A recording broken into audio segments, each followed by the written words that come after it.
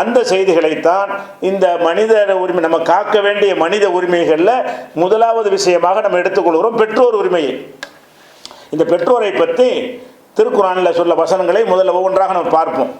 17வது அத்தியாயத்தில் 24வது வசனம், அதில் அல்லாஹ் சொல்லி காட்டுகிறான், ஓ கலா ரப்புக அல்லா தாபுது இல்லா ஐயாஹு, உமது இறைவன் உத்தரவிட்டிருக்கிறான், கட்டளை இட்டிருக்கிறான். என்ன கட்டளை இடுகிறான்? அல்லா தாபுது இல்லா ஐயாஹு, அவனை தவிர வேறு யாரையும் நீங்கள் வணங்கக்கூடாது. உங்கள் இறைவன் உங்களுக்கிட்ட கட்டளை என்னவென்று சொன்னால் அல்லா தாபுது இல்லா ஐயாஹு, அவனை தவிர நீங்கள் யாரையும் வணங்கக்கூடாது. இது ஒரு முதல் கட்டளை. இரண்டாவது அல்லாஹ் சொல்லி காட்டுகிறான், ஒபில் வாலிதைனி இஹ்சானா, பெற்றோரை அழகான முறையில் நீங்கள் கவனிக்க வேண்டும் என்று அல்லாஹ் உத்தரவிடுகிறான். அல்லாஹ் தன்னை வணங்குகிற விஷயத்தை சொன்னதற்கு பிறகு அடுத்ததாக ஒரு மனிதன் அல்லாஹ்வுக்கு செய்கிற கடமைக்கு அடுத்ததாக மனிதன் யாருக்கு கடமைப்பட்டிருக்கிறான் என்று சொன்னால் பெற்றோருக்கு தான் கடமைப்பட்டிருக்கிறான். அதனால தான் வணக்கத்தை சொன்ன பிறகு, அல்லாஹ்வை தவிர யாரையும் வணங்கக்கூடாது என்று சொன்ன பிறகு இரண்டாவது நான் போடுகிற கட்டளை என்னவென்று சொன்னால் ஒபில் வாலிதைனி இஹ்சானா, பெற்றோர்களை அழகிய முறையில் கவனித்துக் கொள் என்று உமது இறைவன் உத்தரவிடுகிறான் என்று இந்த வசனத்தை அல்லாஹ் துவக்குகிறான். அப்போ அல்லாஹ்வை வணங்குவது எவ்வளோ முக்கியமானதோ அதுக்கு அடுத்த நிலையில் முக்கியமானது உங்களுடைய பெற்றோர்களை நீங்கள் அரவணைப்பது, அன்பு செலுத்துவது, கவனிப்பது, அவங்க தேவைகளை பூர்த்தி செய்வது, மனம் கோணாமல் நடந்து கொள்வது, இதுகளெல்லாம் அல்லாஹ்வுடைய கட்டளையில் அடங்கி இருக்கிறது என்பதை புரிந்து கொள்ள வேண்டும். இதை இன்னும் கொஞ்சம் விளக்கமாக அல்லாஹ் சொல்லுகிறான். இந்த பெற்றோரை கவனிப்பது கூட, பெற்றோர்கள் ஒரு நம்ம பெற்றோராக இருந்தாலும் அவர்கள் திடகாத்திரமாக சுயமாக செயல்படக்கூடியவர்களாக இருக்கிற ஒரு பருவம் இருக்கிறது. ஒரு கட்டத்தில் என்ன செய்வார்கள் என்று கேட்டால் அவங்களுக்கு சுயமாக எல்லாத்தையும் செய்ய முடியாது. சுயமாக செய்யக்கூடிய அந்த பெற்றோர்களாக இருப்பார்களே ஆனால் எதை தேவைகளை பூர்த்தி செய்து விட்டால் அவங்க சுதந்திரமாக பார்த்து கொள்வார்கள். ஒரு கட்டம் வரும், அவங்களுக்கு இயலாமல் போய்விடும், படுத்த படுக்கையாக கிடப்பார்கள்.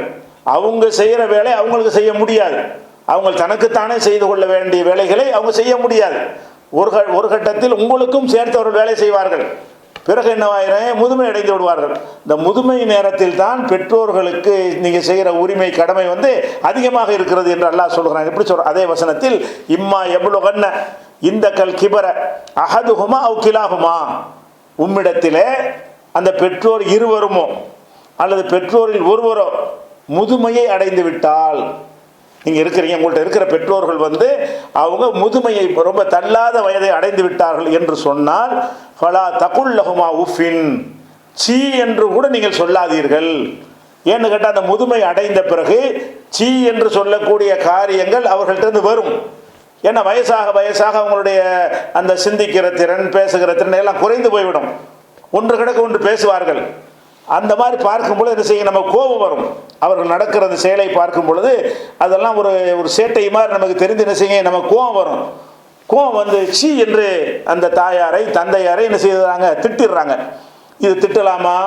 எந்த ஒரு கட்டத்திலையும். ஏன்னு கேட்டால் அந்த பெற்றோர்கள் அவங்க மலஜலம் கழித்து அதிலே படுக்கையில் இருப்பார்கள், நாற்றம் எடுக்கும், அதை பார்க்கும் உள்ள மூக்கை பொத்தி கொண்டு போக வேண்டிய நிலையில் இருப்பார்கள். அப்படி இருந்தால் நமக்கு என்ன செய்யும், நமக்கு கோபம் வரும். கோபம் என்ன செய்யணும், சி அப்படி என்ற வார்த்தையை சொல்லிடுவோம். சீங்கிறது உதாரணத்துக்குள்ள வார்த்தை. இந்த மாதிரி ஒரு அருவருப்பை காட்டக்கூடிய எந்த ஒரு வார்த்தை வேண்டாலும் சொல்லக்கூடாது. அப்போ உலாத்தக்குள்ளகமா உஃபின், சி என்று நீ சொல்லாதே. அப்போ நம்ம சின்ன பிள்ளையாக இருக்கும் பொழுது நாம் என்னென்ன சேட்டைகள்லாம் செஞ்சோமோ அதையெல்லாம் அவங்க சகித்து கொண்டாங்கல்ல. நாம் மலஜலம் கழித்தோம் என்று சொன்னால் அதை அவர்கள் தங்கள் கைகளால் சுத்தப்படுத்தான உங்களையெல்லாம் வளர்த்தார்கள். அவங்க இந்த மாதிரி அருவருப்பு பெற்றார்களா? உங்கள் தாய் தந்தையர்கள் நீங்கள் சிறுவர்களாக இருக்கும்போது எதையெல்லாம் செய்தார்களோ அதையெல்லாம் நீங்கள் செய்கிற அளவுக்கு அல்லாஹ் அவர்களை என்ன செஞ்சுட்டான், தள்ளாத வயசில் கொண்டு போய் சேர்த்து விட்டான். அப்போ என்ன செய்யணும், அந்த நேரத்தில் நம்ம அந்த பெற்றோர் என்கிற ஒரு விஷயம் வரும்போது எல்லாத்தையும் மறந்துடணும். அது அருவருப்பாக இருக்குது, அசிங்கமாக இருக்குது, துர்வாடையாக இருக்குது, இதெல்லாம் மறந்துடணும். இது பெற்றோர் என்றால் எனக்கு உயிரினும் மேலானவர்கள், அவர்களை கவனிப்பது அல்லாஹ் எனக்கு கட்டளையிட்டு இருக்கிறான் என்று நினைத்து விட்டீர்கள் என்று சொன்னால் அதெல்லாம் துர்வாடையா நாற்றமா நமக்கு தெரியுமா? நம்ம பிள்ளையுடைய மலஜலம் சின்ன பிள்ளையாக இருக்கும் பொழுது நம்ம மடியில மலஜலம் கழித்தால் அதை நம்ம அருவருப்பாக நினைப்போமா? அதனால் அந்த குழந்தையை அடிப்போமா? அந்த குழந்தையை வெறுத்து விடுவோமா? வெறுத்து விட மாட்டோம். ஏன்? அந்த பாசம் அன்பு வந்துருச்சுன்னு சொன்னால் அதெல்லாம் மறக்க செஞ்சிடும். அப்போ நீங்கள் பெற்றோர் மீது உண்மையாக அன்பு செலுத்திட்டீங்கன்னு சொன்னால் அவங்கள குழந்தை நிலையில் நீங்கள் பார்க்கணும். இது ஒரு குழந்தை. நீங்கள் ஒரு பிள்ளை, நீங்கள் பெற்றோர்கள் முதுமையாக இருக்கக்கூடிய அந்த நேரத்தில் உங்களுக்கே குழந்தைகள் இருப்பார்கள். உங்கள் குழந்தைக்கு இப்படி நடக்கிறீங்க. இந்த பெற்றோர் செய்கிற அந்த வயசான காலத்தில் தடுமாறி மறதி நோய் வந்து உன்னோட கொண்டு பேசுகிறாங்களே, அந்த மாதிரியான பேச்சுக்களை எல்லாம் அதே கட்டத்தில் உங்கள் பிள்ளைங்க மட்டும் பேசுவாங்க. அதை ரசிக்கிறீங்க, இதை கோவப்படுறீங்க. உங்களுக்கு பிள்ளைகள்னு ஒன்று இருக்கு, குழந்தைன்னு ஒன்று இருக்கும், உங்கள் பெற்றோர் இருப்பாங்க. நடுவில் இருக்க நீங்கள் என்ன செய்கிறீங்க? உங்கள் குழந்தைகள் வந்து உங்களை போடான்னு சொல்லும், வாடான்னு சொல்லும், அதெல்லாம் பார்த்து சிரிக்கிறீங்க, ரசிக்கிறீங்க. நீங்கள் சொல்ல கேட்க மாட்டாங்க குழந்தைகள். அப்போ என்ன செய்றீங்க? அதுலேயும் ஒரு பெருமையாக சொல்லிக் கொள்கிறீர்கள். அதே நிலையில் தான் உங்கள் பெற்றோர் இருந்தார்கள் என்று சொன்னால் உங்களுக்கு கோபம் வருகிறது. ஏன் அப்படி கோபம் வருது? அவர்கள் ஏன் அப்படி நடக்கிறார்கள்? தள்ளாத வயசும் சிறு குழந்தை வயசும் ஒரே மாதிரி தான். தள்ளாத வயசுக்கு வரும்பொழுது இப்படி குழந்தையாக இருக்கும் பொழுது பல்லு இல்லை, தள்ளாத வயசாக இருக்கும்போதும் பல்லு கிடையாது, குழந்தையாக இருக்கும் பொழுது பேச தெரியாது. தள்ளாத வயசு வந்துருச்சுன்னா பல்லு போனால் சொல்லு போச்சுமாங்க, ஒழுங்காக பேச்சு வராது. சாப்பிட்ட உணவு குழந்தைகளுக்கு மென்மையான உணவு கொடுப்போம், அதுவே ஜீரணமாகிறது கஷ்டப்படும். இவர்களுக்கு அந்த மாதிரி ஜீரண சக்தி குறைந்து போய்விடும், யாபக சக்தி குறைந்து போய்விடும். அந்த மாதிரி வரும்போது நீங்கள் எப்படி பார்க்கணும்னு கேட்டால், நம்ம பெற்றோர் குழந்தை, ஒரு குழந்தை, பெரிய பெரிய குழந்தை என்று எடுத்துக்கொள்ளுங்கள். இப்படி நினைத்து பார்த்தால் வெறுப்பான ஒருத்தன் தன்னுடைய பெற்றோர் மீது வெறுப்பு கொள்ள முடியுமா? அப்போ நீ ஒரே நேரத்தில் அல்ல ரெண்டையும் பார்ப்பான்ல. உன் பிள்ளை செய்யும் பொழுது இதே சேட்டையை செஞ்சா நீ ரசிக்கிற. உன் தந்தை அந்த பிள்ளை அளவுடைய அவருடைய நிலைமை இறங்கிய பிறகு நீ வெறுக்கிறாய். அல்லாஹ்வே குர்ஆன்ல என்ன சொல்லி காட்டுகிறான்? ஒமன் அம்மிருகு நக்கிசு ஃபில் ஹல்க். யாருக்கு அதிக வாழ்நாளை கொடுக்குறோமோ அவனுடைய படைப்பை ரிவர்ஸில் தலைகீழாக மாற்றுறோம். எப்படி மாற்றுறோம்? இப்படி வளர்ந்துக்கிட்டே போவான், ஒரு கட்டத்துக்கு இறங்கிக்கிட்டே வருவான். ஏறுமுகமாக மனிதனுடைய வளர்ச்சி இருந்து கொண்டே இருக்கு. ஒரு கட்டத்தை அடைந்த பிறகு 40 வயசு அடைந்த பிறகு அப்புறமேல இறங்கிக்கிட்டே வரும். அவனுடைய ஆற்றல், சக்தி, பலம், சிந்தனை, நினைவாற்றல், நடவடிக்கை எல்லாமே குறைஞ்சிக்கிட்டே வரும். சைஸு தான் பெருசாக இருப்பானே தவிர ஆள் அப்படி குழந்தை தான். அப்போ அந்த மாதிரி ஆகிரும் பொழுது எப்படி உங்களுக்கு அந்த பெற்றோர்களை வந்து உதாசீனப்படுத்த முடிகிறது? அதுக்கு தான் அல்லாஹ் என்ன செய்கிறான்னா, முதுமையை அடைந்த பிறகு தான் நீங்கள் வெறுக்க வேண்டிய அளவுக்கு நிலைமையெல்லாம் ஏற்படும். அது ஏற்படுவதற்கு காரணம் என்னென்னு சொன்னால், பெற்றோர் மீது உண்மையில் உங்களுக்கு அன்பு இல்லை. உங்கள் குழந்தையை அன்பு வலிக்கிறது போல உங்கள் குழந்தையின் மீது எப்படி அன்பு இருக்குமோ அந்த மாதிரி அன்பு இருந்தால் உங்களால் வெறுக்க முடியாது. அல்லாஹ் அதுதான் சொல்கிறான், ஃபலா தக்குல்லஹுமா உஃபின், சீ என்று சொல்லாதே, வலா தன்ஹர்ஹுமா, அவர்களை விரட்டாத, வெறுக்க செய்யாத. அவங்கள வெறுப்படைகிற மாதிரி என்ன செய்யக்கூடாது? பேசக்கூடாது. போவாங்கிறது, சனிங்கிறது, தொலைஞ்சு போங்கிறது, என்னைக்கு போய் செத்து போவேன், என்னைக்கு நீ போய் நான் உன்னை என்னை கொண்டு போய் புதைக்கிறது இங்கிற மாதிரியான வார்த்தைகளை எல்லாம் சொல்லக்கூடிய பிள்ளைகள் இருக்கிறார்கள். அதனால சொல்லுவார்கள், நோம்பலாம் வைப்பார்கள். அப்போ இதை பார்த்து அல்லாஹ் சந்தோஷப்படுவான் என்று நினைக்கிறார்கள். அதுக்கடுத்து அல்லாஹ் சொல்லுகிறான் இதே வசனத்தில், குல்லஹுமா கௌலன் கரீமா, அவங்கள்ட்ட கண்ணியமான பேச்சை தான் பேச வேண்டும். அன்றைக்கு அவங்கள்ட்ட வலிமை இருக்கும் பொழுது, நீங்கள் சின்ன ஆளாக இருக்கும்போது, அவங்க தயவை எதிர்பார்த்து இருக்கும் பொழுது, தந்தையை தாய் எப்படி மரியாதையாக பேசுனீங்க? அவங்க தயவு உங்களுக்கு தேவை என்று இருக்கிற வரைக்கும் அவங்களுக்கு கண்ணியமாக பேசுனீங்க, மரியாதையாக பேசுனீங்க. இப்போ அவருக்கு சம்பாதிக்க முடியாது, உங்களை கண்டிக்க முடியாது, உங்களை அடிக்க முடியாது, உங்களை ஒன்றுமே செய்ய முடியாது, உங்களுக்கு உதவ முடியாது எங்கள் நிலை வந்த உடனே அப்படியே அந்த கண்ணியமெல்லாம் போவா என்று சொல்லி அவங்கள வந்து ஏகவசனத்தில் பேசுவது, அந்த மாதிரிலாம் செய்கிறாங்க. மரியாதை குறைவாக பேசுவது. எந்த நிலையில் அவங்கள இருந்தாலும் அவங்க உங்களுடைய தாய் தந்தை, உங்களுடைய பெற்றோர். அதனால் நல்லா சொல்லி காட்டுனா, குல்லஹுமா கௌலன் கரீமா, அந்த 2 பேரிடத்திலையும் கண்ணியமான மதிப்புக்குரிய ஒரு சொல்லைத்தான் நீங்கள் பேச வேண்டும். ஒரு ஆளை கண்ணியமாக நீங்கள் ஒரு நாட்டுடைய முதலமைச்சரை பார்க்க போகிறீங்க, அவர் எப்படி பேசுவீங்க? மரியாதை கொடுத்து பேசுவீங்கல்ல. ஒரு அமைச்சரை சந்திக்க போகிறீங்க, ஒரு கலெக்டரை சந்திக்க போகிறீங்க, அல்ல ஊர் ஜமாத் தலைவரை சந்திக்க போகிறீங்க, அவரிடத்துல நீங்கள் என்ன மாதிரி பேசுவீங்க? மரியாதை கொடுத்து பேசுவீங்கல்ல. இவர் தள்ளாத வயசில் தந்தையோ தாயோ படுத்து கிடந்தார்னு சொன்னால் உங்கள் உள்ளத்தில் அந்த தோற்றம் வரக்கூடாது. உங்களை பெற்று ஆளாக்கி வளர்த்தவர்கள் அவர்கள், அவர்களை மதிக்க வேண்டியது அல்லாஹ் நமக்கிட்ட ஒரு உத்தரவு என்று நினைத்து கொண்டால் நம்மால் அப்படி நடக்க முடியாது. கண்ணியமாக பேசுவோம். குல்லஹுமா கௌலன் கரீமா, கண்ணியமான பேச்சை அவங்கள்ட்ட நீ பேசு அப்படி நல்லா சொல்கிறான். அதுக்கடுத்து எல்லாம் சொல்கிறான், வஃபில் லஹுமா ஜனாஹ துல்லி மினர் ரஹ்மா, அவங்கள்ட்ட இரக்கத்தோடு பணிவு என்னும் சிறகை தாழ்த்து. சிறகை தாழ்த்துவது என்பது இந்த பறவைகள் இருக்கும் இல்லையா, கையை வீச வீச என்ன செய்யணும், மேலே போய்கிட்டே இருக்கும். சிறகை தாழ்த்துனா கீழே வந்துடும். அப்போ கீழே வர்றதுக்கு உதாரணமாக இந்த இலக்கியத்தில், அரபு இலக்கியத்தில் இது சொல்லுவாங்க. அல்லாஹ் என்ன சொல்கிறான்னு கேட்டால், உங்கள் பெற்றோர்கள்ட்ட நீங்கள் என்ன செய்யணும், உங்களுடைய சிறகை தாழ்த்தி கொள்ள, மேலே பறக்க நினைக்கக்கூடாது, அவங்களுக்கு மேலேறி செல்வது நினைக்கக்கூடாது. பறவைகள் எப்படி சிறகை தாழ்த்திய உடனே பறக்க முடியாமல் கீழே வந்து உட்கார்ந்து விடுகிறதோ, அந்த மாதிரி உங்கள் பெற்றோர்கள்ட்ட உங்கள் சிறகை தாழ்த்தி கொள்ளுங்க. உங்களுக்கு ஏழும், சிறகடித்து உங்களுக்கு பறக்க முடியும், சிறகை வீசி எவ்வளோ உயரத்துக்கு வேணாலும் போக முடியும், அவங்களை மிஞ்ச முடியும். அவங்க முன்னிலையில் நீங்கள் என்னவா இருக்கணும்னு கேட்டால், ஒரு கோழி குஞ்சாக மாறிவிட வேண்டும். நீங்கள் உங்களை தாழ்த்தி கொள்ள வேண்டும். வஃபில் லஹுமா ஜனாஹ துல்லி மினர் ரஹ்மா, அது கூட ரஹமத்தினால், அன்புனால் அது வர வேண்டும். அன்பின் காரணமாக நீங்கள் பணிவு என்னும் சிறகை தாழ்த்துங்கள் அந்த ரெண்டு பேர் மத்தியில். அதுக்கப்புறம் அல்லாஹ் சொல்லுகிறான், வக்குல், மேலும் நீங்கள் சொல்லுங்கள், ரப்பிர் ஹம்ஹுமா கமா ரப்பயானி சகீரா, இறைவா நான் சிறுவனாக இருக்கும் பொழுது இந்த பெற்றோர் இருவரும் எப்படி எனக்கு இரக்கம் காட்டினார்களோ, எப்படி என் மீது கருணை காட்டினார்களோ, அந்த மாதிரி இறைவா நீனும் கருணை காட்டு. அல்லாஹ்விடத்தில் துவாவும் செய்ய வேண்டும், பெற்றோரை கவனிக்க வேண்டும், அதோடு நன்றியோடு நினைத்து பார்க்கணும். எப்படி இறைவா, நான் சின்ன பிள்ளையாக இருக்கும்போது என் தாய் தந்தையர்கள் எப்படி என்னை கவனித்தார்கள், எவ்வளோ அன்பாக அரவணைத்து கொண்டார்கள், எவ்வளோ பாசமொழி பொழிந்தார்கள், என்னுடைய ஒவ்வொரு தேவை எப்படியெல்லாம் நிறைவேற்றினார்கள் என்பது போல இறைவா நீ என் தாயார் தந்தைக்கு நீ செய், நீ அருள் புரிவாயாக. ரப்பி இறைவா இரஹமுஹுமா, இந்த ரெண்டு பேருக்கும் அருள் புரிவாயாக. கமா ரப்பயானி சகீரா, நான் சிறுவனாக இருக்கும் பொழுது எப்படி என்னை இந்த பெற்றோர்கள் வந்து அன்பாக அரவணைப்பாக என்னை கவனித்துக் கொண்டார்களோ அந்த மாதிரி நீ கவனிப்பாயாக என்று அல்லாஹ் ரப்புல் ஆலமீன் இந்த 17வது அத்தியாயத்தில் 23, 24 வசனங்களில் சொல்கிறான். இதில் முக்கியமாக கவனிக்க வேண்டிய விஷயம் என்னவென்று சொன்னால், இறைவனை வணங்குவதை பற்றி சொன்னது ஒரு சின்ன வரி தான். பெற்றோரை கவனிக்கிற விஷயத்தில் அதிகமாக இந்த 2 வசனம் சொல்லி காட்டுறோம்.